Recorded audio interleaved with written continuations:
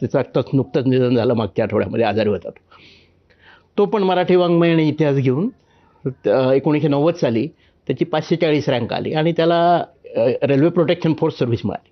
त्याच्यातनं आमची ट्यूब पेटली, अरे हे विषय घेऊन असे आपण UPSCची परीक्षा देऊ शकतो आणि मराठी माध्यमातून लिहू शकतो. त्यामुळं आपण जरी बॅकग्राऊंड रिजनल मीडियमचा मराठी माध्यमाचा असला तरी काही फरक पडत नाही. त्यामुळे आपण काहीतरी करायचं. मग त्यावेळी क्लासेस नव्हते महाराष्ट्रामध्ये, फक्त एक पुणे विद्यापीठामध्ये कॉम्पिटेटिव्ह एक्झाम सेंटर होतं. मग तिथे आम्ही ॲडमिशन घेतली, तिथे अभ्यासही सुरू केला.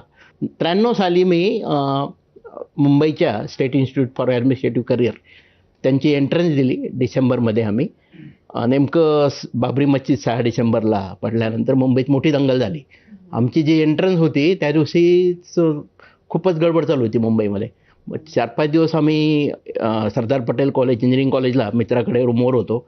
खायला खिचडी होती फक्त आणि मग ते एंट्रन्स पास झालो आणि तिथे मी जॉईन झालो जानेवारी 93ला आणि तिथं अभ्यास सुरू केला. खूप चांगला अभ्यास सुरू झाला.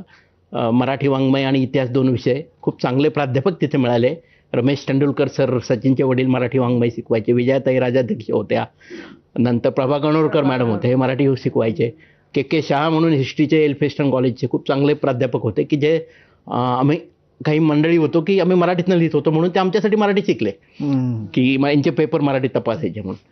तर असे लोक होते. अभ्यास चांगला चालू होतं. पण काय झालं नेमकं 93ला एप्रिल महिन्यात वडील रिटायर झाले आणि 3 बहिणीपैकी एकीचं लग्न झालं होतं, 2 आणि त्यांचं अजून शिक्षण चालू होतं.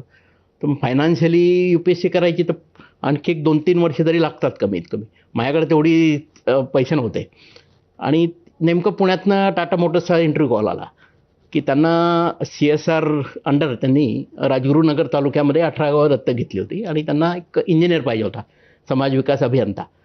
30 लोकांचा इंटरव्ह्यू झाला, त्यात माझं सिलेक्शन झालं. त्यामुळं मी माझं UPSCचं प्रिलिम्स आली होती 1 महिन्यावर, ते सोडून मी परत पुण्यात आलो. त्यावेळी बरंच हे पण झालं, त्रास झाला मानसिक, पण प्रॅक्टिकल डिसिजन होता तो.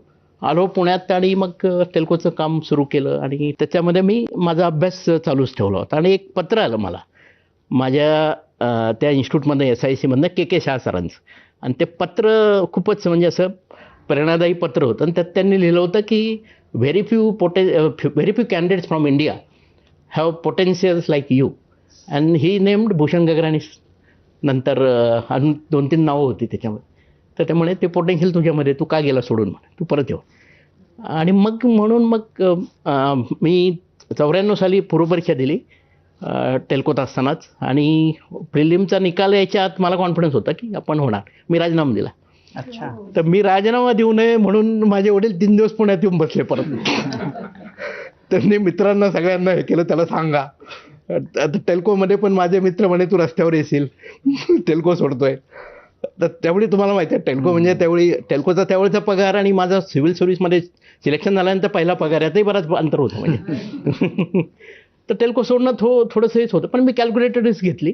माझ्या सुदैवानं 94 साली UPSC मी पूर्वपरीक्षा पास झालो. मुख्य परीक्षा 2 महिने पुढे गेली आणि मला त्याचा फायदा झाला. अभ्यास करायला वेळ मिळाला.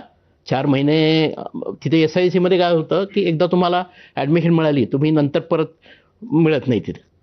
मी कॅन्सल करून गेलो होतो.